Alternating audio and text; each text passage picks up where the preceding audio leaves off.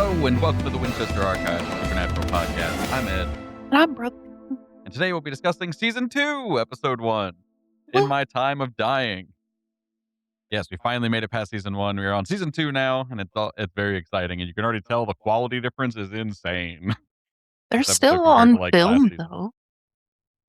They're No, still. I'm saying, like, just the overall quality of the show, I think, is just improved. Oh, Like, I they're thought you. figuring out what they're doing.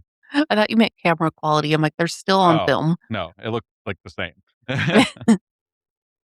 But before we Mhm. get going, here's a quick spoiler warning. As always, we'll be connecting dots across the entire series. So if you haven't watched Supernatural all the way through or have not finished it yet, please consider this your heads up. We will be discussing things in the future.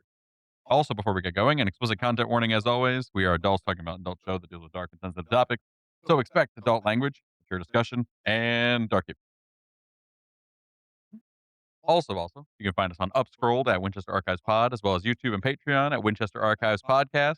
Please like, share, comment, subscribe, all the fun things, press all the buttons, rate us 5 stars, all the things to help us continue growing our community of archivists. I almost said activists as well when you like the one time.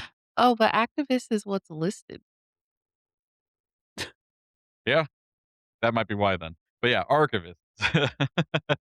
Uh-huh. Activist, archivist, basically the same thing, right? Yes, All it right. is. So, Brooke, let's get into the episode specs then, All now that we've gone through all the bull. right. So this episode aired on September 28th, 2006. Written by Eric Kripke, directed by Tim Manners.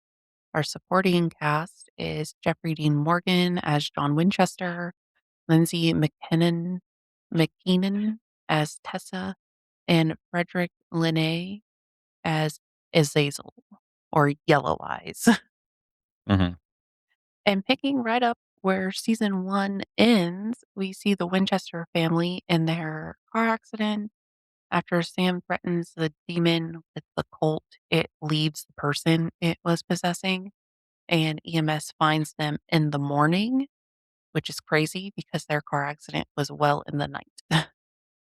We spend the episode following Ghost Dean coming to terms with his death, Sam trying to find a way to save his brother and his dad, and, John doing whatever John feels is necessary. And now, getting into our episode overview. Like I previously said, we literally pick right back up at the car accident, which is Mm-hmm. why people have said for that comic book that came out, they don't know how there's a between seasons 1 and 2 synopsis or Mm-hmm. a plot line. Yeah. I still haven't read it. We do have copies though, Yeah, we'll have so to read it and we'll have to do make that. a separate episode for it. Yes, exactly. The demon gets out of the semi truck. Bad Moon on the Rising is playing. I wrote that down because I was going to look it up, and I did not look that up. Mm. Maybe it was just a cool song, but you could clearly hear it, so I was like, "There had to be a reason for that." Yeah, it Maybe could be anything. off the top of my head, all I can think of is it's just, like, more foreshadowing that, like, the bad guy is here, Yeah, or that can more make sense. confirmation, not, like, foreshadowing. Sam opens his eyes, and the demon rips off the door to the Impala and, like, Mm-hmm. throws it.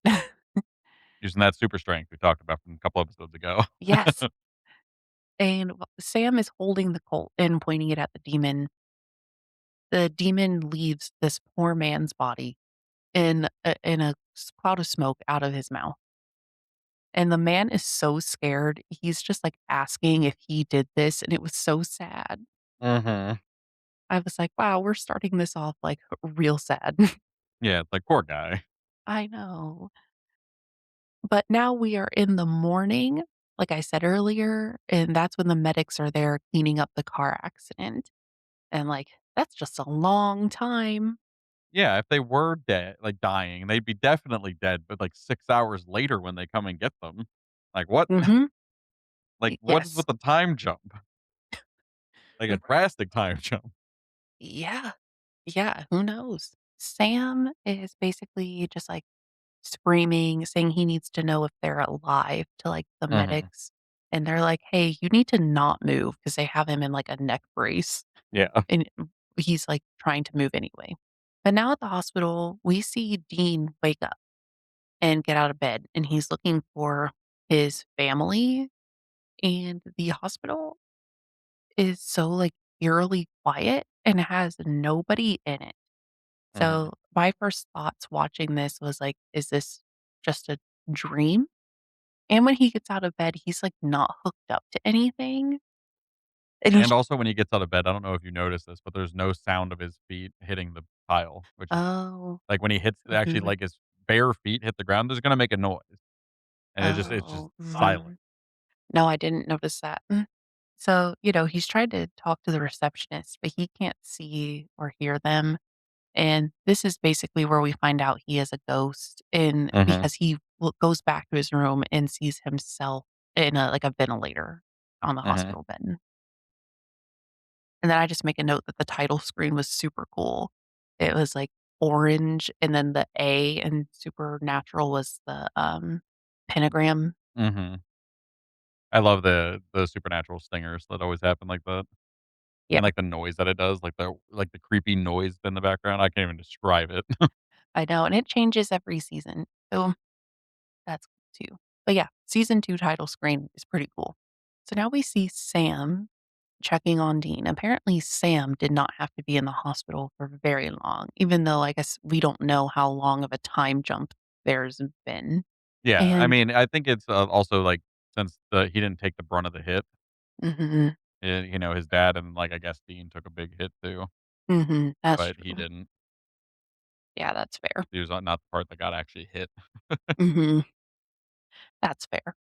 We see Ghost Dean, like, basically yelling at Sam, asking him questions, but Sam Mhm. can't hear him, and it's frustrating Dean, and he's like, "You're a psychic, you should know that I'm here." Yeah, you should be able to, "Why can't you detect me?" Which Mhm. is, I mean, like, kind of fair, and also it makes sense because he's, like, desperate. Yes, exactly. I feel like as actors, though, has to be so difficult to Mhm. completely ignore a scene partner and pretend they haven't even said a thing or done a thing. Like, that's gotta be so hard as an actor to, like, keep a perfectly, like, normal face, not even have, like, your ears perk up to the noises they're making or anything. Yes, just completely ignoring them. I was thinking that too. It Like, was I just can't imagine act like that. I feel like that'd just be difficult to keep a straight face. mhm, 'cause I assume they shot it together, but they could have done 2 different Yeah, I shoots, just but assume they would do it together because I feel like they'd be good enough actors to be able to pull it off. It's just, like, I just feel like that would be hard. yeah, it would be. So at this point, the doctor comes in and tells Sam that John is awake, but Dean is in really bad condition and they won't know how bad until he wakes up, if he wakes up. Mhm. And Ghost Dean was like, "Screw you, doc, I'm waking up." Mhm. And even the doctor notes that Dean is fighting really hard. And Ghost, One line I did think was funny, oh, no, yeah, keep going. oh, It's literally the next line that you're about to say. yeah, okay. Ghost Dean is telling Sam to go find someone to help. And then he says, "A hoodoo priest to lay some mojo on me." Yeah, it was Mhm, literally, I found that so funny because I love that the Sam immediately, like, repeats it in the next thing, like, when he's mhm. talking to John. But, I just thought it was funny because it was just like, even if you have to just get a hoodoo priest to lay some mojo on me, like, it's just like it just amuses me because of how, like, flippant it is like that. Like, of just like, "Get someone to do some magic." It was Yes. just, like, funny to me. Though I did note right away that the last time Dean went through this in the Faith episode, he was actually really upset that Sam was doing this because he was like, "It's Mhm, my time to die. We die on the job." And then Sam was like, "No, I'm saving you." And then Dean found out it was like a life for a life thing. And then he was even more mad that somebody died in his place. mhm. So it's like on the outside, he doesn't agree, but his subconscious is like, "I save me." Yeah. No, and I think it's because now it's more real because now he's already, like, dead and he's a ghost. Mhm. Like, it's he's already, like, halfway there. So I Yeah. feel like it would be more frightening too Yeah, it would be. than just, like, the concept of "I'm dying." Mhm. A lot more vague, True. less immediate threat, you know? Mm. Yes, so Sam now goes to see John, and John hands him fake medical insurance, which to me is just interesting because, like, the doctors are gonna save you anyway, whether or not you have insurance, and you don't have to pay. You can give them an address to send bills to, but, like, eh. I mean, sure, but But instead, they're committing insurance fraud. yeah, I mean, I think it's just a fun way to nod that that's how the boys learn to do all their stuff, is because their dad does the same thing. Yes. So I think that was just like a cute line. I don't I know. I'm just also like, if you don't have health insurance and you have something happen to you like that, that's probably going to cost millions of dollars. You just tell them you don't have income because you don't if you're a hunter. It I goes away. Well, mean, it depends on the state. yeah, that's also true. But yeah, you know what? It's fine. Sam then tells John he'll do whatever he can do to help, including exactly what Dean said, like the Mhm, hoodoo priest to lay some mojo on him. mhm, John said they can look, but there might not be anyone because healers are one in a million. John then asks where the colt is, and Sam says it's in the trunk, which is in the junkyard. And John tells him, "You better go clean out that trunk right now before somebody at the trunk yard sees it." mhm. And Sam says, like, Bobby is already headed there to tow it back to his place. And tensions are already high in this scene too, like, they almost start fighting about it, about all this stuff, like, it's kinda tense in there too, Yeah. because it sets up future arguments and conversations. Yeah, Sam is upset that, like, Sam perceives this as John not caring about Dean. He just cares about He the cares more fight. about getting vengeance. Yes. As we say, two things can be true at once. Mhm, John cares about both of them. Sam just doesn't see it that way at the moment. John then hands Sam a list of stuff he needs, and Sam is like, acacia, oil of abramelin, and he's like, "What the heck is this for?" And mhm. John is like, it's for protection." And Sam is like, "Cool." And he starts to walk away. And then he actually turns around and he's like, "Hey, Dad, do you know what the demon meant when he said he had plans for me and children like me?" And John is like, "Nope." And then Sam just leaves. And we can see on his face that he is lying. And then we see Ghost Dean there and he is like, "You're hiding something." Mhm. Yeah, it's very obvious. Then in the next scene, we see Sam meeting up with Bobby, and immediately he says Dean is gonna be pissed. And then we see the car. Yeah, that car is a cube of metal. Yes, it is Thing is, like, mooshed. just busted to shit. It's not a car anymore. No, it is a scrap heap. Bobby even says, like, "This is not even worth towing." He's like, "We Yeah. should clear the trunk and sell the rest for scrap." Like, the frame is twisted, the engine is ruined, the metal can't even be salvaged, and Sam is just, like, insistent that Dean would fix it, Mhm. and he's like, "We can't just give up on it." And then Bobby gets the hint that the car is Dean, Yeah. so he's like, "Okay, cool, I'll take it home." Yeah. It's very sweet. Like, I Yeah. love Bobby. Even in this, it's like it's like, again, very not it's not as established as he is in the couple Mhm. seasons of, like, having that personality, but it's like you're laying all the seeds. Like, you can Mhm. see this, and it's like, it's just nice. Yes, I it just love is. Bobby. Me too. Then Sam hands Bobby the list of stuff, and he was like, "My dad wants this." And Bobby was like, "Why does he want this stuff?" And Sam was like, "Oh, for protection." And Bobby's like, "Uh, okay, cool. I'll go get these things." Mhm. And Sam is like, What do you mean? What are you saying right now?" Mhm. So we can get the hint that this stuff is not for protection. Fun fact, on that, half of it was for protection. Oh, Acacia wood is a type of wood that in the folklore that is used for, like, protection and for, like, enhancing divination and psychic abilities. So it is like a protective thing usually.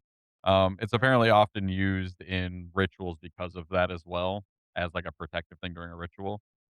However, when it comes to the oil of Abramelin, that is not used for protection. It's an oil that's actually also referred to as a holy anointing oil, which is usually a mix of myrrh, cinnamon, acacia oil, olive oil, and then something called fragrant cane, the cane bosum.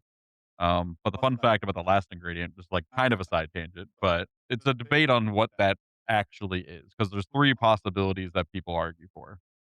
The first one being a chorus calamus or sweet cane, Mm. which basically was a translation from Canebosum being translated to cane, or Can, and then balsam. So it's like close.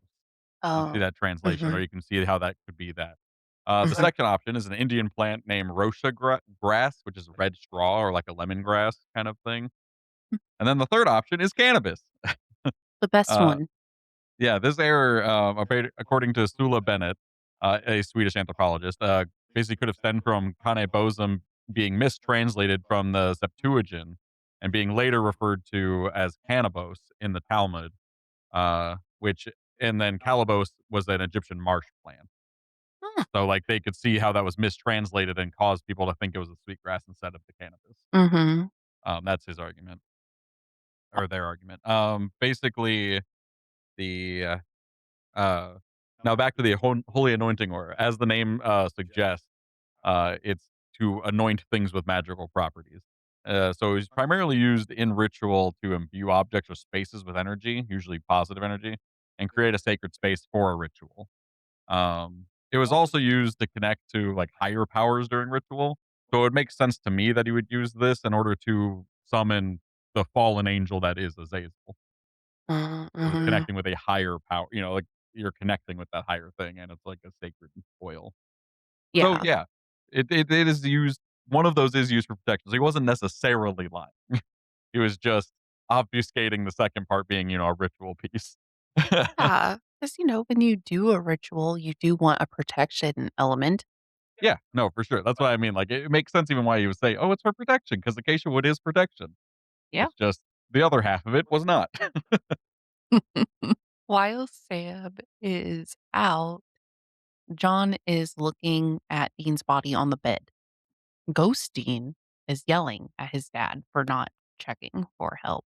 Mhm, And Dean is like just laying out all of his trauma, like how he's done everything John asked for him, and John can't even mhm, call someone to help. mhm, But Dean has to cut the soapbox short because he starts hearing this like rumbling, and then he sees a spirit run by the door. mhm, So supernaturally, he's following it. mhm. I'd say it 'cause he's a ghost. I know, I get it. Yes.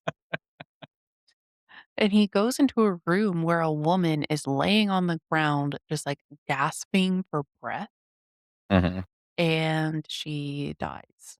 And then we go back to John's room, and Sam shows up all mad because he knows now those ingredients are used to summon a demon and not ward them off. John says he has a plan, and Sam is like, "Yeah, that's why I am mad. Like, mhm. what is the plan?" Yes, like, just tell them the plan, they're on your team, Yes. like, they're on your side, just loop them in. I'm sure they would be able to help. Yes, or at least Sam. He's saying how Dean is dying, and John cares more about a macho showdown than he does about saving him. Mhm, Ghost Dean is yelling at them to stop fighting, and John says he's doing what he is doing for Dean. And Sam says revenge won't bring him back, and this is just part of a selfish obsession. And then John, still avoiding everything, says that Sam is obsessed too. And if Sam would have just killed him when they had the chance, Dean would be awake right now. Which, ouch. we don't know if that's true. This car accident still could have happened Yeah, either but it way. It's but still it's like a low blow. yes, it's a super low blow. Like, Yeah, just tell your trying to kid blame what you're up Sam. to. Yeah, and because he's not even lying in any of these things, knowing how the ending of this goes, Mhm. he's not even lying. He's just not telling him the full truth. Yes. Just not telling him the plan. Because, well, also be fair, if he tells him this plan, he probably wouldn't let him do it. Yeah, but This plan is a still, little bit like he's not gonna let him do it. no. So, Ghosteen is still saying you need to stop. Sam and Sam just says, "Go to hell," to that mhm. statement, and John says he knew he should have never gotten his kids involved. So it's continuing to escalate, and Ghosteen is fed up and hits a glass, and it falls onto the floor and shatters. And Mhm. funnily enough, Dean says, "I full on Swayzed that mother," and he's he's removing to the referring to the movie Ghost with Patrick Swayze, where, like, he does Mhm. that stuff. But the funny moment doesn't last for long because there's another rumbling and Ghosteen actually starts glitching out. Mhm. And we hear people over the PA and see running to Dean's room. So Sam, Uh-oh. yes. So Sam runs there and then he sees them trying to like shock him back to life. Mhm. And Dean sees that like spirit figure hovering over him that we saw over the other woman. Yes, that was the person that wasn't breathing. We didn't actually mention that a second ago, but yeah, there was a ghosty thing that was over her that was eating her, basically, Oh, I killing thought her. Dean didn't see it. That's why I didn't Maybe mention he it. didn't. I don't remember if he did. If he saw the ghost ran past the room for sure. Yeah, he saw it run like, fly in there, but I don't think he saw it hovering over her. I don't Okay. know. No, Uh, you're right. I think this is the first scene that we see of it hovering over someone. yeah. Either way, Dean is like, "What?" And Dean tries to grab the ghost because he's like, "Get away from me," Mhm. and it pushes Dean and flies away. And now in real life, Dean has a pulse again. But Success. yes. But Sam also heard Ghost Dean yell at it, Mhm. and Dean says it's a spirit, but if he can grab it, he can kill it. Ghost Dean says that. Yeah. Now, another person is in a ghost state yelling about people not seeing her, and Dean runs and finds her and starts like explaining the ghost thing to her now. And she says her name is Tessa. Dean takes her to her room to show her she's not conscious Mhm. and that they're having an out of body experience. And this was funny. She asked him if he's some kind of new agey guy, and he says, "Do you see me messing with crystals or listening to Yanni?" And then he's like, "No," and kind of just names off different types of out of body experiences, but doesn't Yeah, and out of explain it. body yeah, and out of body experiences are basically exactly what it sounds like. It's basically when someone describes seeing their own body and things around them from a different vantage point other than from their body, usually like above it or like around it in the same room. And this tends to happen when you're either like asleep, falling asleep, or at times of near death, or even when you overly exert yourself physically. Huh. These can happen. But basically, the scientific explanation is that they are attributed to essentially brain glitches when you're going into sleep, which is a common experience to like hallucinate noises or see things when you're going in and out of sleep. So that would make sense, at least from that vantage point to some level. Is that essentially your body is hallucinating what or your mind is hallucinating what you would be seeing if you were standing in the room from a different angle or something. However, there's also ones that are like this in this scenario from like the show, where if someone is on the verge of dying basically due to like physical trauma or things like that, the idea is that this brain is essentially hallucinating or reinterpreting the sounds around it and like kind of hallucinating of what it's seeing to your mind or what it's like fabricating to your mind. In folklore, like in more of like a spiritual sense, it can be described. It's more described as like the soul leaving the body in order to like travel somewhere else or to learn from an experience, or something like that. Mhm. Um, in the case of like sleeping out of body experience, at least, so you can go to like different dimensions, but that could just be dreaming and all that. But the trauma induced out of body experiences are more described like they are in the show, where it's like someone suffers a traumatic injury and then is near death, and their soul starts to become loose from their body and, like, leaving their body away from, like, the mortal coil kinda thing. So, yeah, it's a very common story. Mhm. It's very interesting to, like, read about. It, but for the sleeping one, that reminds me of, like, sleep paralysis. Yeah. It's kinda like that, where it's like the brain is kind of in between weird states of consciousness, and it just kinda starts hallucinating things. Yes, and there's another TV show, and I think it was a book a as well, called Behind Her Eyes, and it's basically the same thing of this person learning how to have out of body experiences and, like, travel to, like, Mhm. see other people and things, but they have to have, like, something that grounds them. So if it's, like, a painting on a wall or just something that they can go back to find their body, because in Mhm. that show, spoiler warning for this show, it's just 1 season on Netflix.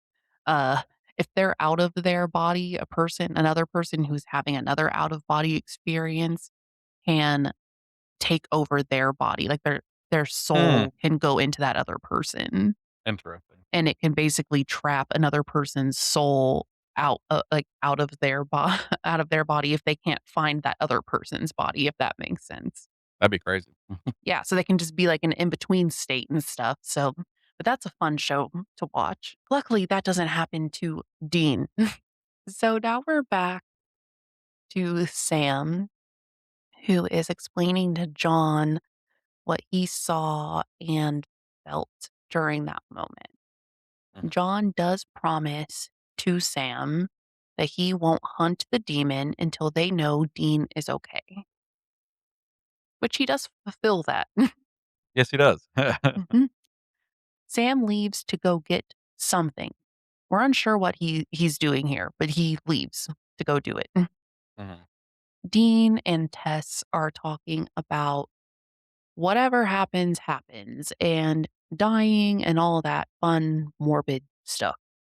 When Dean hears a page again from doctors and he runs and sees that spirit hovering over another person, Dean yells Mhm. at it to get away from her, but the spirit just kind of disappears and then the girl dies.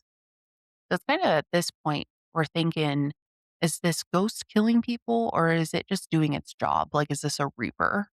Mhm. Like, which one is it? Like, something's weird about this. Yeah, exactly. And like, why could Dean control it for him, but he can't for other Mhm. people? Sam comes back and goes into Dean's room and he thinks Dean's spirit is around, and he says, "Don't make fun of me, but I know of one way we can talk." And he pulls out a Mhm. Ouija board, and Ghost Yes. Dean is immediately just like, "You've gotta be kidding me." Mhm. It's so funny. It just Mhm. cracks me up because it's just like Dean's just like, "This is so dumb," but it's like, it's the only way it works, so. Yeah. And it's funny because like, Ouija boards, they basically do a perfect example of it in this show, of what they're supposed to do, or what they believe to, like, happen. The user sets up the board with the planchette and as lightly as possible places their fingers on the planchette and then asks questions to the ghost that's around. And, on the other end, the ghost would move around the planchette, kinda like what Dean does in this scene, and moves it to answers so they can communicate. Apparently, one thing I found out about while researching this a bit is, the tradition reaches all the way back to around 1100 AD in China, Wow. where they used a form of automatic writing, which is a similar kind of thing where you just kind of Mm. let your hand write things and then try to interpret what it wrote, Mhm. after, like, getting to, like, a trance, basically. But it's a form of automatic writing in conjunction with a planchette attached to, like, long sticks that the participants would be holding on to, and then the spirits would move the planchette around to write answers. So it's like a combination of the 2, almost, Mhm. which I found really neat. And then during the spiritualism movement in the 19th and 20th centuries, where communicating with the dead became really popular, the Ouija boards were, basically a very primary way this happened in the United States, and it kinda just spread from there. One other fun fact about it, apparently there's a medium named Helen Peters, Noseworthy, that was asked the board itself to name itself, and it gave the word Ouija. And then when she asked the board what it meant, it replied with "good luck." Oh. So I don't know if that's a good luck as in Ouija means good luck, or if it's just good luck. Yeah, like, good luck Like the figuring it board is out. like good luck. Yeah, good luck with that one. But then on the other hand, the way that this works according to science is that instead of the spirits moving it around, it's actually unconscious micro movements in the muscles in your fingers Mhm. of the participants that are placing their hand on the board. And but all of those micro movements of them barely lightly placing it can be sensed as like a movement, and then like you would instinctively move it with whatever you feel. So when Mhm. multiple people are doing it, that's why it can happen and move around, and it like feels like it's not moving by anyone's accord because it's all micro tiny movements like Yes. blood vessels and stuff. It's really interesting. And even though that is science, I also want to say that that is very spiritual as well because it's like your intuition. Because like pendulums do that too. If you use a pendulum and you hold it between your fingers, it's known to be like micro movements from your blood vessels deciding which way it's going to spin. Mhm. And like, I don't know. I like seeing it both ways. Like knowing the Yeah, science behind it, but then also trusting the energy. But fair yeah, enough. that's really cool. I didn't know all that history about the Ouija board, especially that it named itself Yeah, apparently. and that it's just casually sold as a toy. Mhm. Ah. So now we see Sam just sit on the hospital room floor and pull out the board and start asking Dean if he's there. Ghost Dean says he feels like he's at a slumber party and this isn't going to work, but he moves over to it and it does work. Sam says, "It hasn't been the same without you, man." And then Ghosteen says, "Damn straight." Mhm. Then he moves the planchette around to HUNT and then says, "Yes, he is hunting." And he's trying to tell Sam that it's a reaper. It He's not killing people, he's taking them when their time is up and it's after him. Mhm. So he's trying to get that across in so many words because Sam is just like firing questions and he's like, I can only answer one question at a time, my guy. Like, Mhm. slow down. And then, but Sam is smart and he pieces it together and he's like, well, if it's trying to get you naturally, I can't stop it.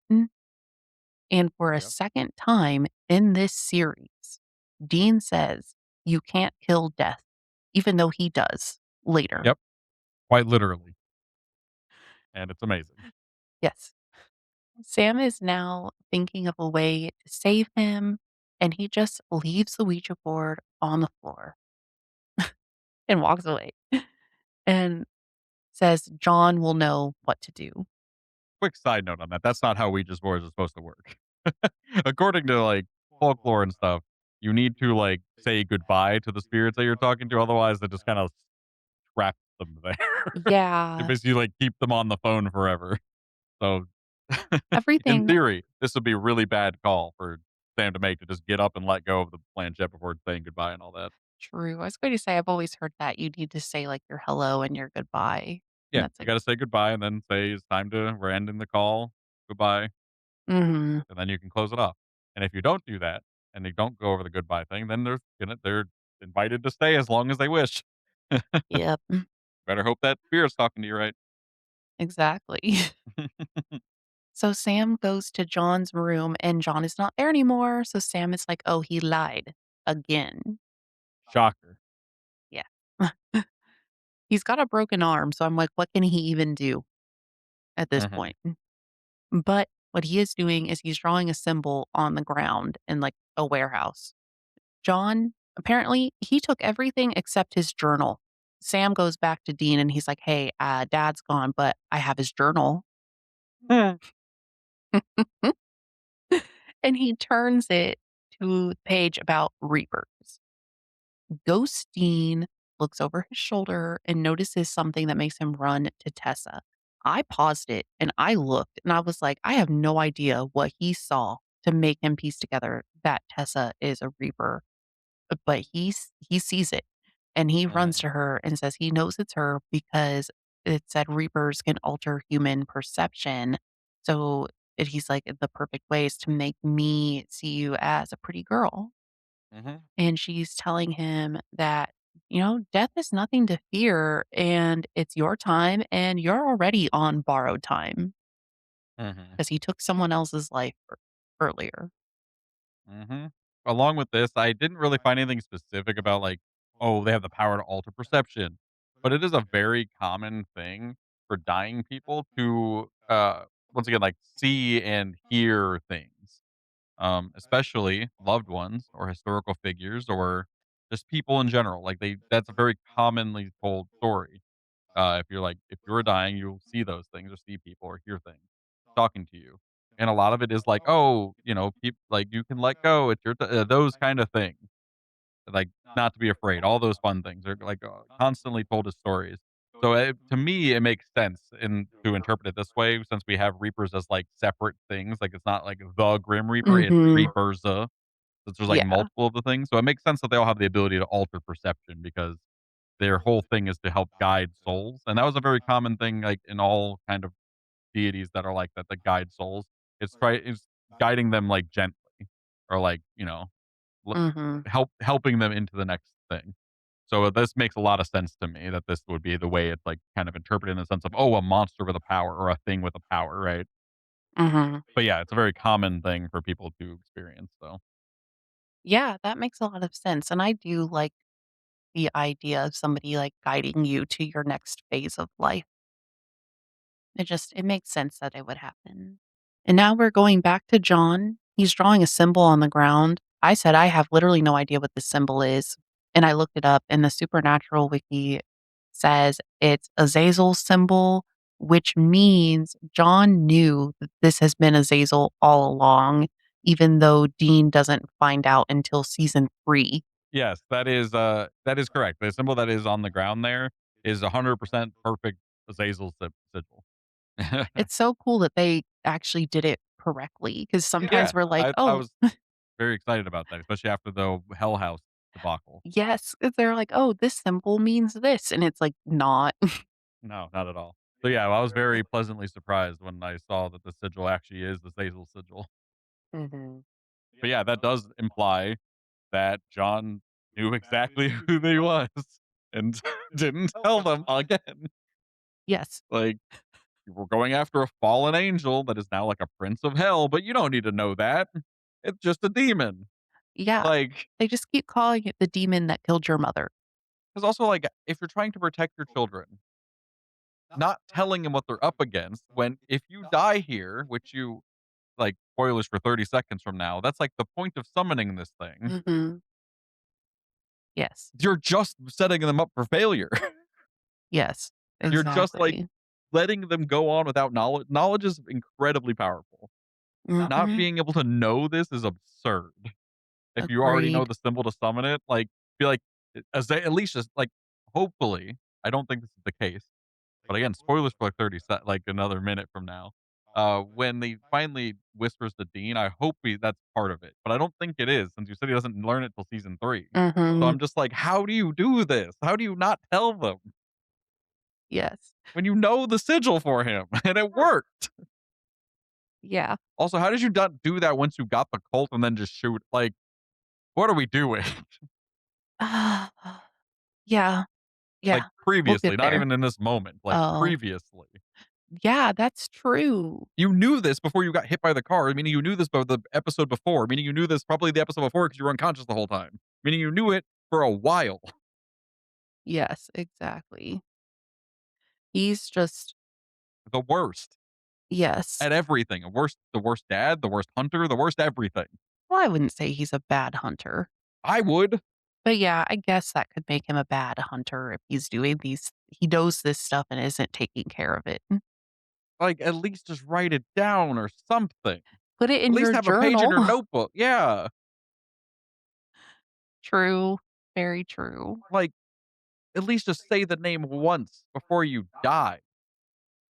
Yes, exactly. Like, it's absurd. It's actually absurd. It is. It is. But we could go back to what he's doing here. So he puts candles in all of the little circles, which I thought was kinda cute, Yeah, I thought that was cool. and he's speaking in Latin and is obviously summoning something. He lights a match and drops it into a bowl, and then literally everything stops moving. Like, they even show a fan isn't moving anymore. Then out of nowhere, someone shows up behind him, and he's like, "What are you doing here? You need to get out." And then John is like, "Oh, I can explain." And he's like, "Well, you're gonna explain to security. Follow me." And then John pulls out the Colt and says, "How stupid do you think I am?"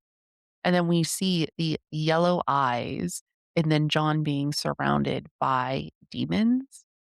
And Yeah. Yellow Eyes is even like, "Well, I think you're dumb because why would you even summon me?" Mhm. He's just like, "I can assume you're very stupid." Yeah. And John is like, "Well, I can shoot you right now." And Yellow Eyes says, "Yeah, but you could always miss." And he does like a little dance, Mhm. Yeah, which no, he is doesn't he cool. doesn't dance, but he does just like, "Oh," like a dodge to the side, like, as a Yes. joke, like, "Oh, I could just move out of the way," like, "Ooh," because he knows he only has 1 bullet left. Yes, and he did that before when Sam shot at him. He just Yeah. poofed. But, like, also, couldn't if he missed, couldn't John just, like, go pick up a bullet again, or do guns not work that way? Guns do not work that way. Okay. When the reason why a bullet even works, and especially nowadays, they don't have gunpowder in them. Because back in the day, you put the gunpowder in, then you put the ball in, and then you light the gunpowder, essentially. Mhm, That like, the hammer of the gun, the thing that, like, actually flicks forward when you pull the trigger, mhm. that does a spark, and that spark ignites the gunpowder. Now, in modern guns, like the Colt, what it would do is the bullets themselves, the back half of them has the Mm. gunpowder in it, and that hit when from the hammer hits it and pushes it, ignites it and pushes it out and forward. So it breaks like Oh, the bottom half off basically to fire it. And then like oh, that intense of a heat, it probably would like disform the bullet to some level, which you obviously wouldn't go back into a gun then. that's Especially if it hit fair. a wall, then it's gonna like, be compressed into the wall and that's not gonna fit in a gun. So no, that's not how guns work, unfortunately. Yeah, I don't use them. I'm like, and I mean, I know you don't either, but I figured you would know how they Yeah. work because 'cause I'm like, I don't know. Is it like an arrow where you can just go pick it back up? Even that would be very hard to do depending on if you yeah, where how the arrow hits True. to reuse an arrow. Very Anyway, true. Anyway, and then Yellow Eyes is like, "Did you think you could trap me?" And this is where the height of the episode comes. John says, "I didn't want to trap you. I want to make a deal." dun dun dun. Now we're back to Sam telling Dean's body he couldn't find anything in the book about Reapers, but he's going to keep trying, and Dean needs to keep fighting. Then he tells Dean he can't go yet because they were just starting to become brothers again. Mhm. But I give them a little kudos here for nice prop placement because the Ouija board is still on the floor.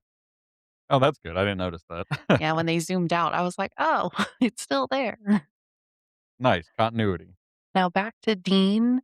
He is bargaining with the Reaper about staying, and Mhm, he's telling her they're in a war, his family needs him, and she's like, "Your fight's over. The battle will go on without you. mhm, This is an honorable death." mhm. And he says there's no such thing as an honorable death, and he refuses to go. She says there is a choice. She can't make him go, but he's not getting back into his body. So he'll just be stuck there in the hospital until he ends up going mad and violent, which is how angry spirits are born. They don't let go and they don't move on. So he will become the same thing he hunts. I loved that. That was such a good way to explain how, ghosts and anger all the angry ghosts that they keep running into keep happening. Mhm. Um, and, like, it's a very interesting concept. I like the way they did that to, like, explain it. Yeah, I like that too. And now we're back to John, and he says he will give Yellow Eyes the Colt and the remaining bullet if he brings Dean back to life. Yellow Eyes asks John if he knows about Sam and the others, and John says he does, but Sam doesn't. And John says he needs to know Dean is okay with his own eyes first before handing over the Colt. Yellow Eyes says, fine, but they don't have a deal yet. John needs to sweeten the pot a bit. Mhm. And then Yellow Eyes says there's something else he wants more than the gun. I will say I like the actor for Yellow Eyes and Mhm. Azazel there because he's just so good again, like, at being a bad character. Like, the way his facials work when he does this, like, so good. I love it. But I found out in an interview that the actor who is playing Yellow Eyes here, it's not the same one that we've seen, like, vaguely. This is a new actor, and he studied how Jeffrey Dean Morgan played him at the end of Mm. season 1, and Jeffrey Dean Morgan based his performance off of Jack from The Shining. Yeah, I can totally see that. Yeah. They got them crazy eyes. Yes, exactly. And now we go back to Dean, and Tessa is trying to convince him to go with her. But she says he can stay, but there's no Mhm. changing your mind later. And right before he's about to answer, the lights start flickering a lot. And she says, like, no, you can't do this now. And then we Mhm. see smoke come out of a vent and Very poorly, might I add. That was, like, the one thing, like, I love that they're using the black smoke for the Mhm, demons now, but it coming out of the vent looks so bad. it I could tell it did. was just edited in so easily, and I was just like, "Oh, no, it looks rough." Yeah, It yeah. looks fine going into her mouth and everything, but it's just one of those things where seeing it, I was just like, "Oof." Yeah, that was rough. Old school editing, man, like, from back in the day. Yep. And then Yellow Eyes possesses her and says to Dean, like, "This is your lucky day," and touches his head, and he's brought back to life. Mhm. I thought that was such a cool scene because it's like this somber moment for Dean, and Mhm. then all of a sudden, boom, Yellow Eyes, and also I saved Dean. That like that's got to be so jarring to Dean that the Yellow Eyes demon was the one that killed the Reaper that was going to reap him, and then sent him back into his body. Mhm. Like that's got to be disorienting. Yes. Like I'd just be like, what? Well, luckily, when Dean Hmm. comes back, or unluckily, Dean doesn't remember any of it. Yeah. Dean does say, though, that he just has, like, a pit in his stomach that something is wrong. Hmm. And I just notated that these memories are restored by Tessa in season 4. So we Hmm. have 2 more seasons, but she does give those memories back to him from his ghost time. That's cool. John shows up and asks Sam when Sam asks what he did, and John says, "I had stuff to take care of." And Sam is Mhm. immediately just like, "What?" I know it's so Like absurd. like, Uh, "Just tell me what you were doing." like just be honest, damn it. Yes. And John says, "Can we not fight? Half the time, I don't even know what we're fighting about. We are just butting heads." And And it's and I was just like, "Excuse me. Sam is mad because you hide everything and you lie." you know the yellow-eyed demon's fucking name and symbol. Like, bro, like, it's just crazy too, because like, we'll get to it here in a second. Like, John is just the worst possible character, especially to Sam. Like, ugh. Might as well finish this up, and then I'll bitch about him. So go ahead. Sam knows something is wrong and he asks John if everything's okay. John says he's just tired and asks Sam to go get him some caffeine. Mhm. So Sam leaves, which just leaves John and Dean in a room alone. John is now apologizing to Dean for making him grow up too fast and making him take care of the family. He tells Dean he's proud of him. And the saddest part to me is Dean can't Mhm. even take the compliment and the apologies because John doesn't talk this way. Yeah, it almost feels like he's possessed again or something. Yeah, because Dean even says, like, "Is this you talking?" And Mhm. John says, like, "Yeah, it's me." And then he tells Dean to watch out for Sam and to not be scared, and then he whispers something in his ear. That we don't get to hear either. Like, it's No. just complete silence on purpose. Yes, but I do have something funny to say. So, Mhm. I there's an interview with Jensen Ackles and Jeffrey Dean Morgan about this episode, and Jeffrey Dean Morgan said there was nothing in his script. It was just like, go up to him and, like, move your mouth, like, make up something. Mhm. And it was funny because these 2 people cannot be serious on set. And, like, Jensen was like, the first time he went up to me, he whispered, like, "Your erection is showing." Incredible. Yes, it was just, like, things like that, and, like, Yeah, they could not get a serious take at all. I So, bet. yeah, so then Eric Kripke, the writer, pulled Jeffrey Dean Morgan to the side, and he was like, "Hey, go up to him and whisper in his ear, 'Sam is not your real like, your full brother, like, Sam is, like, your half brother,' or something like that." And then he Mhm. also was like, "And also say, like, 'You're going to have to kill your brother,' or like, something Yeah, tragic that way." yeah, something, like, jarring. Yes. So he did, and then that was the scene that made it in. Mm. Um, 'cause it's like, yeah, why these people are notorious for not being, serious on set, so why would you ever tell them to just make up something? No kidding. I love that, though. So then John leaves the room and sets the Colt down on table and says, "Okay." And Sam, cup of coffee, heading to Dad's room to give him coffee, and he sees John just laying on the floor, and Sam drops the cup of coffee and starts yelling for help. Another funny note is Jensen and Jeffrey also said that they didn't even know the name of this episode. They just knew it was the coffee cup episode because that took maybe 3 or 4 takes, I bet. because Jared Padalecki is a very tall man, and they needed him to drop this cup of coffee, and they were shooting it in slow motion, and it just wasn't landing right. Mhm. And finally, when they did, like, they said everybody cheered. That's amazing. Yeah. I'm just like, It was a cool shot. I will give them that.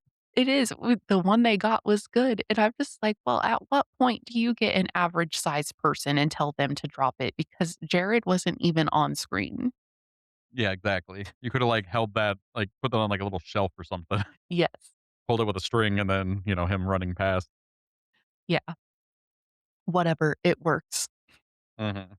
And then the episode, I say, ends on 2 tragic notes. One is John is pronounced dead by the Mhm. doctors, and 2 is a continuity error. 'Cause Womp womp. the doctor says out loud John's official time of death is 10:41 AM, but the heart monitor says 9:06 AM, which means John was dead for almost 2 hours before they called it. I mean, yeah, almost 2 hours, or the doctor doesn't tell it, can't read time, I think the doctor was just drunk. Like, that's or funny. the heart monitor was wrong. Yeah, but that is hilarious. Yeah. So, that is the end of this episode. Yeah, and, John is just the worst. You know what's funny is Like, how do you send Sam away and then just, like, die? yeah, I know, he should have Be also told Sam stuff too. Yeah. Like, how do you do that just for Dean and then die? Like, that's crazy, and also, again, you didn't say the demon's name that you know and know the sigil to summon. Yeah. Like, I can't wrap my head around it. If they did the wrong symbol or, like, a neutral demon symbol, that'd be fine, but no, it was Azazel's symbol. Mhm. It's like he's like, "Hey, I only got a couple minutes. Here's the highlights. The demon is Azazel. He fed your brother demon blood 'cause of a deal your mom made, and he's Yeah, raising, like, an army of army demon." of super kids. Yeah. So you're gonna have to kill your brother. This I love you. Bye." Yeah, Like, it's crazy. he could have just given, like, little highlights. Yeah. Or, wrote it down in his journal. Yes. Yeah. Uh, but what's also super interesting is in this same interview that I've been mentioning, Jeffrey Dean Morgan said he never thought he was playing John as this bad father. Like, he always thought he was a father who had flaws, but he always put his kids first, and he always loved his kids. And he was actually taken aback when he started going to conventions and people started saying that John is a piece of shit. That's crazy that he didn't think that he was a piece of shit. Yeah, but, like, he also didn't really watch the show. Like, he said he watched some episodes here and there, but he doesn't Fair. have all of the context that the fans have about, like, Yeah, uh, going to the past, for sure. or, like, one-off lines of what, like, Bobby says your dad did this or whatever. Mhm. Yeah. 'Cause we talk a lot about how he wasn't around, and, Mhm. he said he thought he was only gonna be around for the pilot, and when we've talked about before that when pilots were made, it has to get picked up by a network, and you literally have no idea if a network's gonna pick it up, and if they Mhm. do, it's even more up in the air if you're gonna get renewed for a season 2. So he says he didn't expect to be in it past the pilot, so he booked other work. Yeah, makes sense. And then there was talks about replacing him with another actor because he's only, like, 10 years older than Jensen in real life. So they were like, "Maybe we can find someone else who's older." Mhm. But they just made him look old. Then at the Mhm. end of season 1, they were like, "Hey, we were renewed for, like, 2 or 3 seasons, wanna be a series regular?" And he just couldn't do it. Mhm. And now he's like, in hindsight, hindsight 2020, he wished he would have taken that over his other roles, but Yeah. you can only do what you can do, right? Oh, yeah. So, but yeah, it's crazy to me though that it's just like frickin' in Game of Thrones, George R. R. Martin said the most surprising thing to him was fans being happy when Joffrey died. Because he said he expected people to be upset that a little boy died in his mother's arms. And I think it's the same thing, like Jeffrey Dean Morgan not understanding that people would hate John. That's absurd. Yeah. Like, that's absurd. Like, the Joffrey thing is just, like, even what? Okay. This isn't a Game of Thrones podcast, but, like, oh my god, No. that's insane. I know. It's Like, not. I'm sorry. You wrote, like, the worst character possible, like, so people could hate them. Of course they're gonna celebrate when he dies. Mhm. What do you mean? I know. Anyway. But, It's like with John, like, I'm not even, like, that upset that he's dead. I'm just kinda like, "Ah." and, like, even, uh, Jensen in that interview was like, "I take great offense when people say John was a bad dad," and then the guys that were interviewing were like, "Oh, no, the internet's gonna panic, and it's gonna be our fault for interviewing you about it."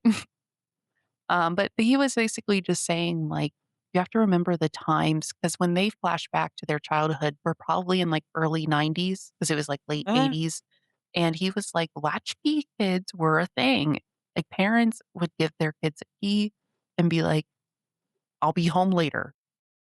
mhm.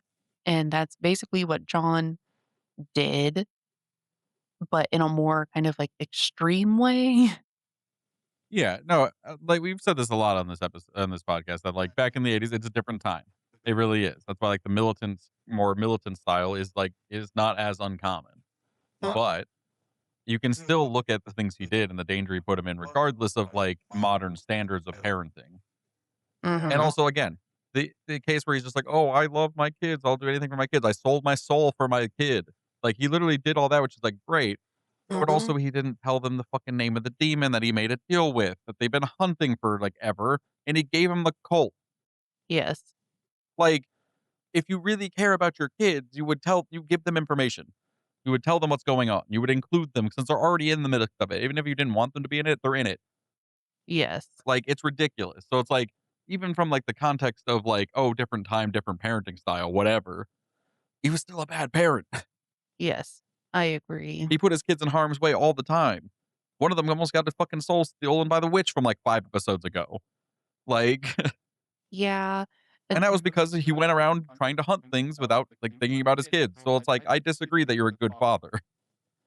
um, that episode is the one where Jeffrey Dean Morgan said that, like, watching it back, he was like, "Oh, I am, like, berating a 11-year-old over Yes. this." So he was like, "Oh, that's not a good move." Yeah, overall, yeah, he's a bad parent. I don't think there's any way you can look at him as a good parent. The only thing that are good is like, yeah, he does care about his kids. He instilled some good values into his kids for sure. But Mhm. Yeah. You have anything else to say about John? fuck John. Oh my R.I.P. god. Ah, We'll alright. see you in like 6 seasons. We see him at the end of this season. We'll see you alive in like 6 seasons. No, I Fair. know. Yeah, we'll get there. Yes. Alright. So for crime counter, all I have is the health insurance fraud at 2.5 years. Yep. That's that's the only crime I've done this Yes. episode, which is like probably one of the lower ones, honestly. Yes. So now let's get into our episode review. For story and pacing, we both gave it a 4.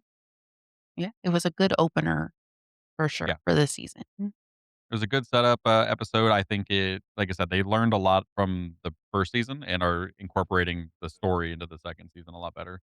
And yeah, the whole plot was really well done. I really loved all the ghost Dean stuff. It was like funny. Yeah, Mhm. overall, very, very good. Very, very well structured. Yes, I agree.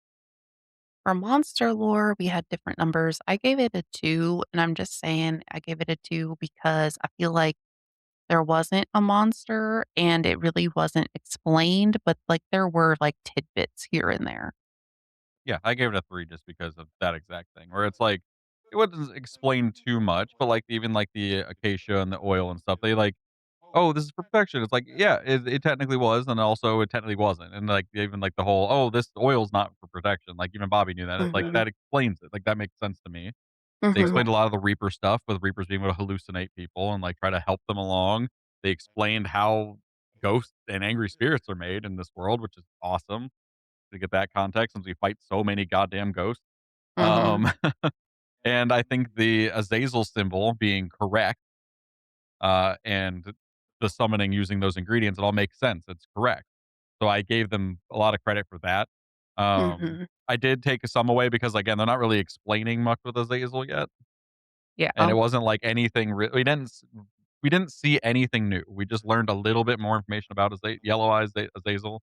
We learned a little bit more about Reapers. We learned a little bit more about Ghosts. So like that's why I was like, it's pretty decent. I'll give it a 3, right in the middle. Yeah.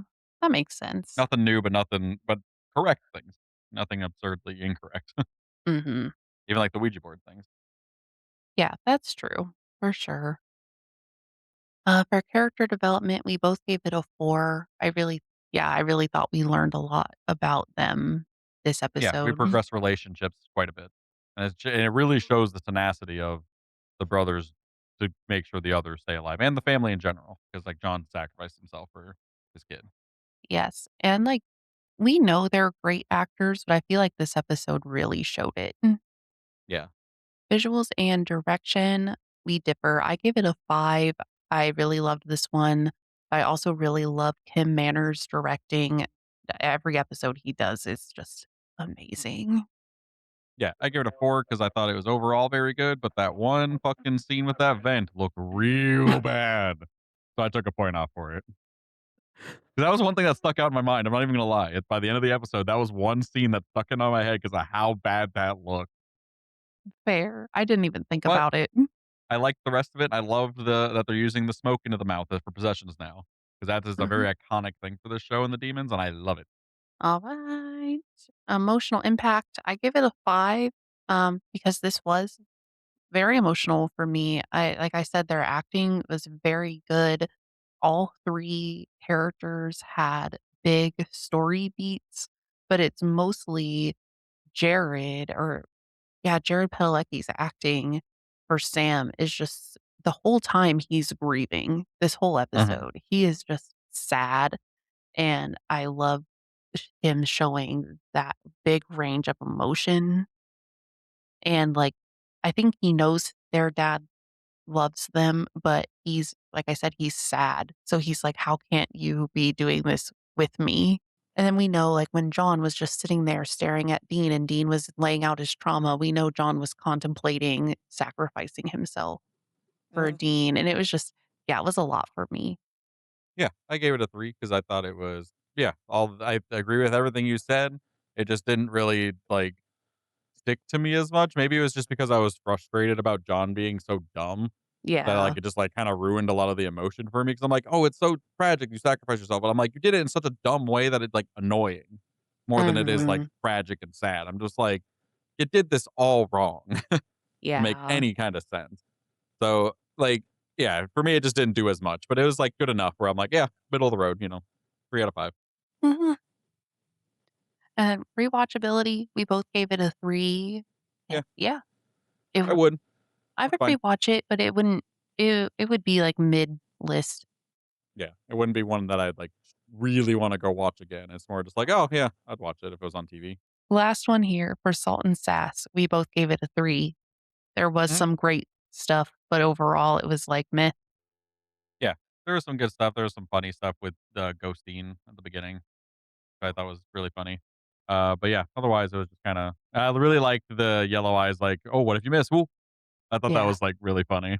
So Yeah, that but other was. than that, it was, like, a more serious episode, which I thought was Mhm. fine. Yes, exactly. Alright, so my score was a 3.71 out of 5. And mine was 3.29 out of 5. So pretty good, pretty in the middle. Yeah, our combined score is a 3.5. Nice. I think that's pretty good. Yeah. But let us know in the comments what you guys think. Do you agree with our evaluation? Do you Mhm. agree, disagree? Let us know. We'd appreciate it. Alrighty, well then that brings us to the end of season 2, episode 1. In my time of dying. Thank you for joining us this week as we watch John trade his soul for Dean's. And next week, we get to meet Ellen and an evil clown. So, whenever you're ready, see you in the archive. Bye.